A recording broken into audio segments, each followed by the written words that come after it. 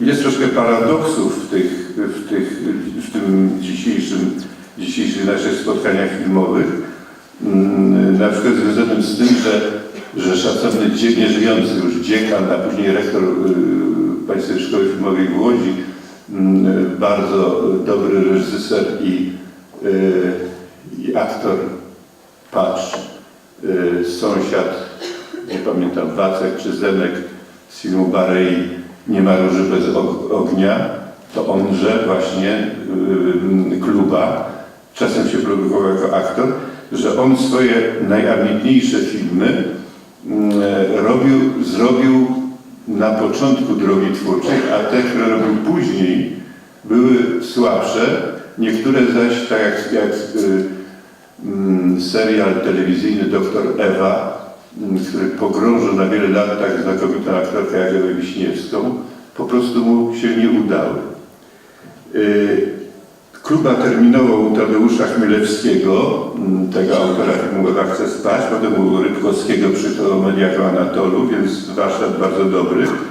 I później związał się z człowiekiem, którego talent z powodu przedwczesnej śmierci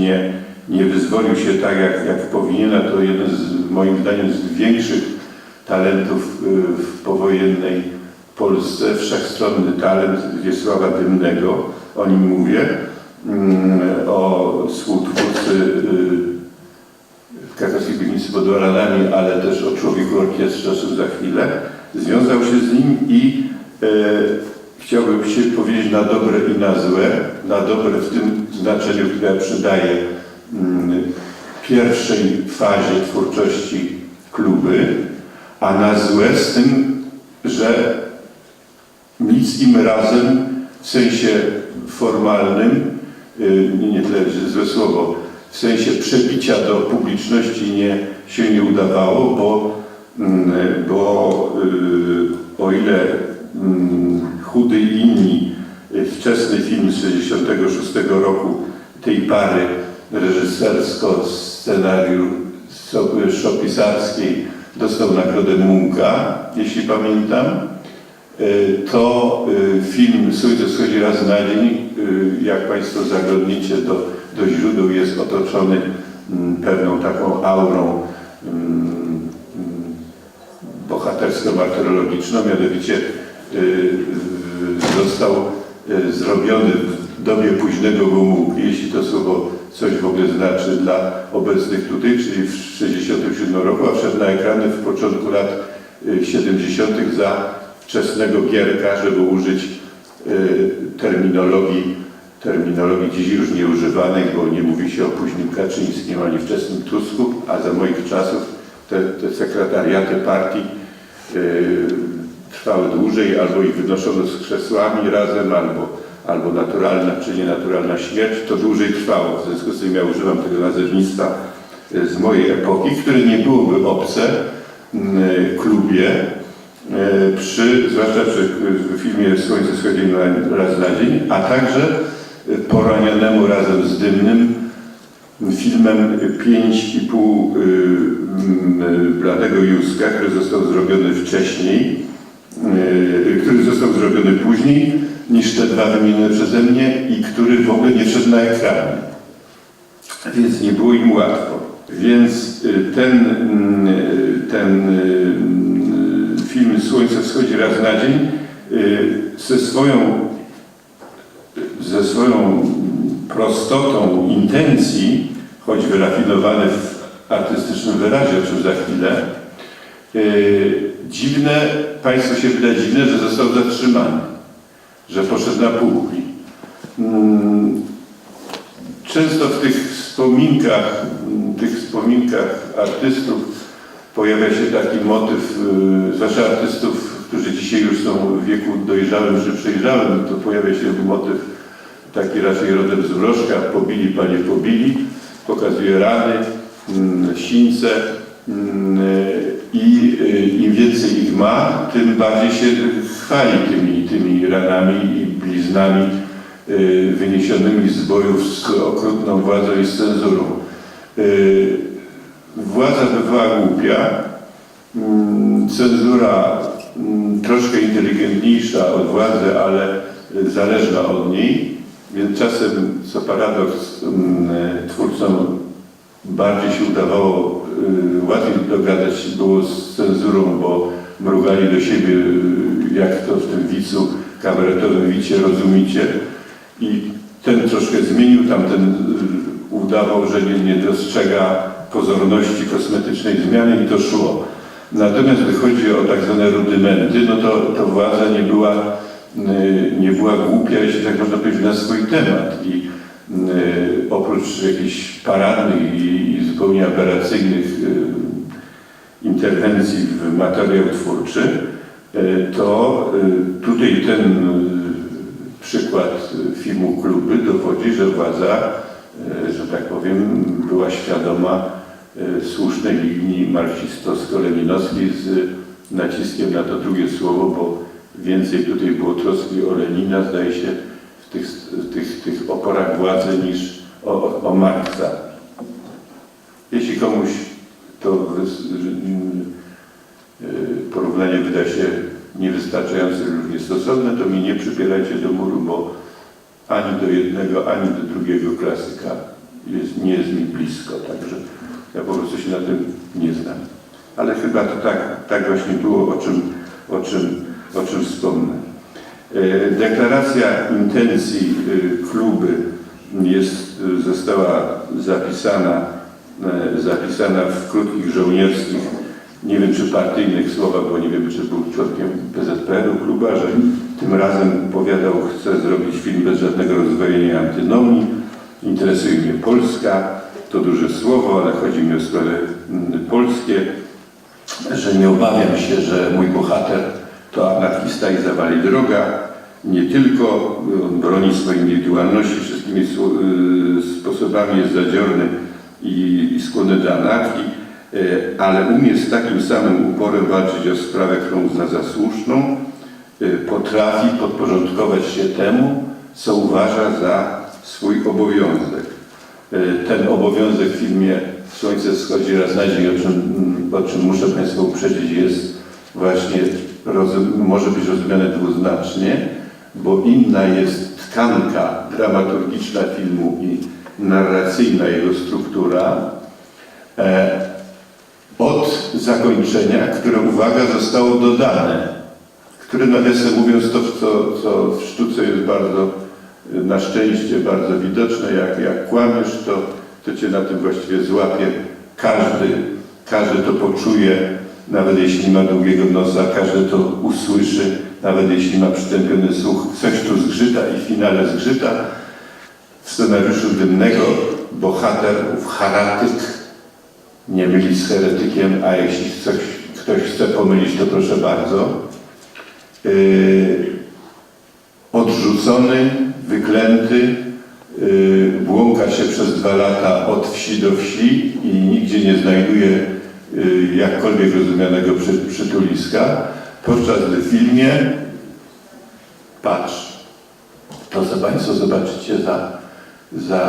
za jakiś czas, a ja tego nie zdradzę, ale to coś, ten los heretyka finałowy i, że tak powiem, postmortem został zaprojektowany przez planistów politycznych. A przecież, co mówię bez złośliwości, Kluba wcale nie był żadnym bojownikiem anarchistą, nawet powiedział w wywiadzie, który cytuję, że heretyk w tych pierwszych latach po wyzwoleniu, bo akcja się toczy w Beskidzkim w pierwszym okresie po wyzwoleniu, w sposób naturalny, instynktowny dąży do tego samego, czego chce ludowa władza, ale nie znosi, gdy się mu coś narzuca, robi tylko to, co płynie z jego własnej inicjatywy. Później pytany autor filmu o to, czy właśnie się nie obawia takiej koncepcji postaci, czy może heretykowi Pieczka jest tu głównym bohaterem, nie ma w tej postaci jakiegoś jakiegoś rysu tragicznego, to nagle gwałtownie zaprzecza, mówiąc nie, to jest postać zdrowa, pełna siły. Nawet kiedy dostaje po głowie, nie rozkliwia się nad nim, mówiąc znośle, jest to rzecz o budowie socjalizmu w Polsce. Po czym zdanie, że jest to odpowiedziane w sposób nieschematyczny, oryginalny, własny, nie przeze mnie, przez Dymnego. I ta druga część zdania jest bardzo trafna i rzeczywiście ten film, a macie przed sobą jego admiratora piórem z roku sprzed ilu? 42 lat? Niedobrze. To ten film rzeczywiście się różnił od pokazywanych ówcześnie, a co on właściwie przełamywał. I tutaj dwie ważne sprawy dotyczące novum tego filmu. Pierwszą jest, bez względu na to, co ja z taką ukrytą czy jawną dezwolturą o tej budowie socjalizmu pospół przez bohatera i przez funkcjonariuszy władzy opisałem. Pierwszą jest sprawa nowego widzenia bohatera ludowego, a drugą jakaś pochodna tego, co już było ukryte, czy też ujawnione w filmie Chudy i inni, wspomnianym przeze mnie, mianowicie nowy stosunek do ludowości, do rodzajowości i do tego, co się wiąże z pracą. Kluba, co mówi szczerze, ale to dobrze mi świadczy, znalazł Dymnym współpracownika, czy też taki napęd twórczy w osobie urodzonego w 1936 roku, a w 1978 roku tragicznie zmarłego współtwórcy, jak powiedziałem, kabaretu pod baranami, urodzonego na Białorusi, związanego z Krakowem, obdarzonego talentem malarskim, chociaż Akademii Sztuk Pięknych w Krakowie nie skończył, autora iluś tam scenariuszy niewydanej powieści właśnie Słońce schodzi raz na dzień. To jest, nie wiem czy pod tym tytułem, ale to jest to nieudana powieść, nie opublikowana powieść. I tutaj dla tych, którzy trzymają kulturę muzyczną w sobie, niezależnie od tego, że coś nie jest puszczane teraz w telewizji, mianowicie Konie Apokalipsy i Czarne Madonny Demarczyk to właśnie Dymny, bo to autor tekstów poetyckich i tekstów piosenkowych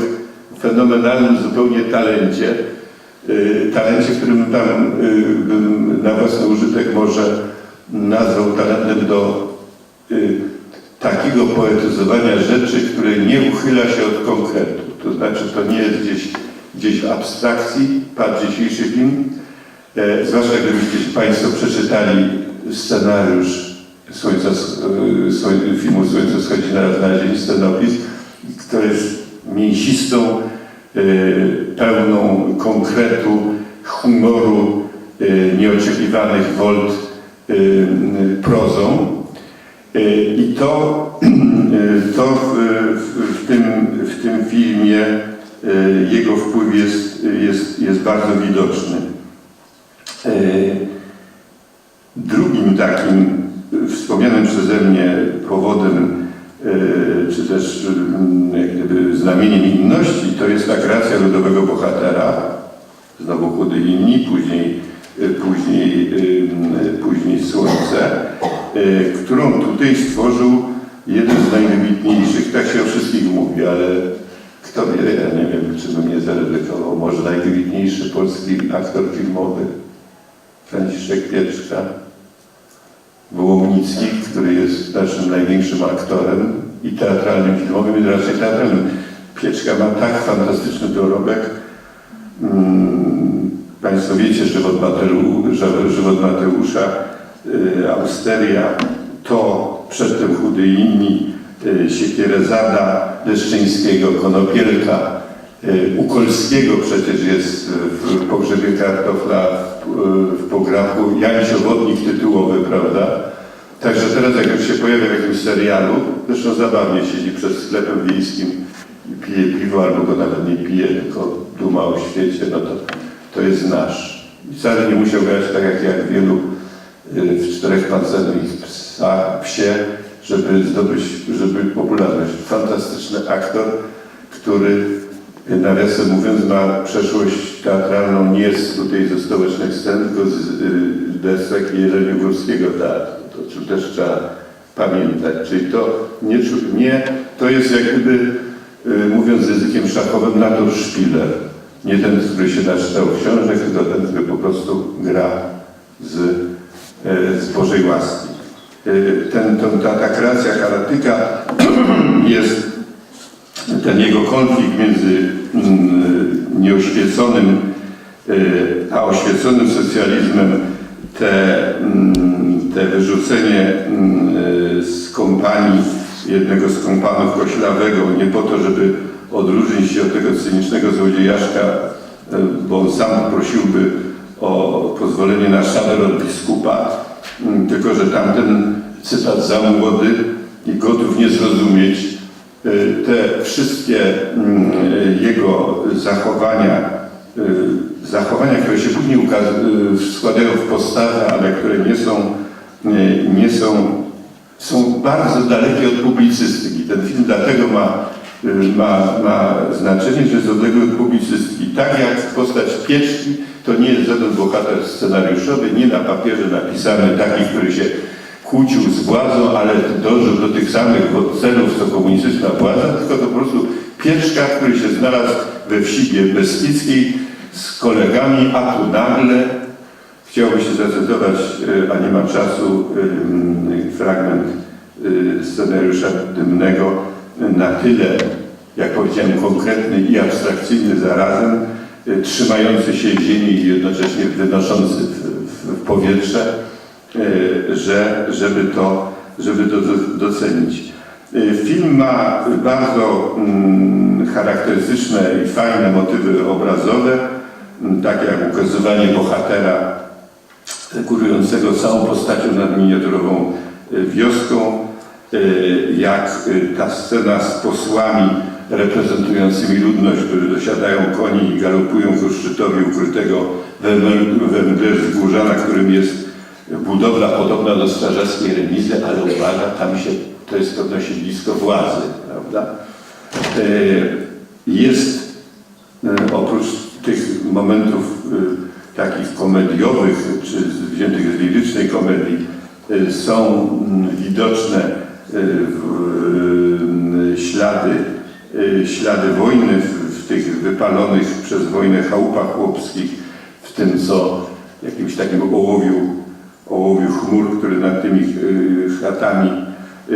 są schieratyzowane, jeśli tak można powiedzieć, chóry starych kobiet. Jest bardzo ważna tutaj w tym filmie, oczywiście, skoro się mówi o piwnicy pod Obradami, muzyka Zygmunta Koniecznego, który nadaje specjalny, nie tylko plastyczny, obrazowy, ale muzyczny wyraz w sprawie. A to, co jest między Dymnym, podwójne słowo znaczenie, między Dymnym a Klugą, to znaczy jest między zdolnościami jednego i zdolnościami drugiego i jest równocześnie między nimi jako nić porozumienia, to jest to, co w swoim czasie wzbudzało aplauz, a nie wiem, co Państwo powiedzą po tylu latach, mianowicie to jest ukazywanie świata w konwencji, zresztą dałem wyraz, wspominając jedną ze scen, w konwencji malarstwa naiwnego. Jest